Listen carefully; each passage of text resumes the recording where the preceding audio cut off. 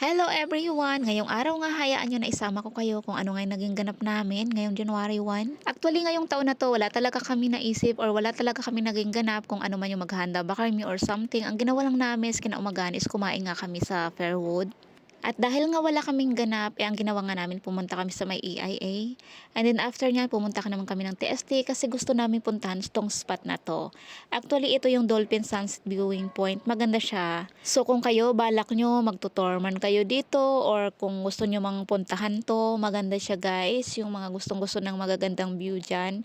So pag akyat nga namin is ganito nga siya. Pero siguro soon, mayroon akong full vlog dito or mini vlog kung paano siya puntahan kasi naging struggle siya para sa amin kung paano siya hanapin.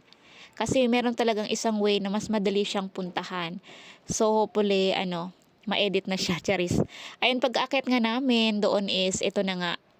Maganda yung view niya kasi dito, 'di ba napapansin niyo yung colon na yung naging viral na the arc, the colon, ayun dito makikita niyo siya sa kabilang banda.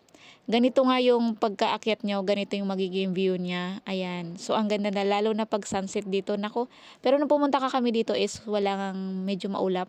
Ayan, ayan yung The Ark, di ba? Yan yung nag-viral na pinuntahan. Ang karamihan ng mga OFW, isa na ako doon.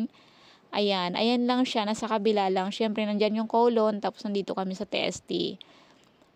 Dito naman sa kabila, yan sa baba na yan, ayan yung ferry na papunta ng China. Nasa baba pala yung China ferry, ayan. Ayan yung papuntang China. So, medyo lang, kailangan nyo lang mag-goggle garner. And hindi ako na-inform na meron din pala silang paganito. Ang ganda rin pala dito sa taas. Ito na yung sa kabilang side. Kanina doon kami sa kabilang side, tapos ito na yung sa kabilang side. And yun nga, dahil syempre hindi naman kami nakauwi ng Pilipinas, so ganito lang talaga yung naging ganap namin ngayong New Year. Walang bongga, walang handa, walang kung ano, walang plano. Basta ganito lang, simple lang.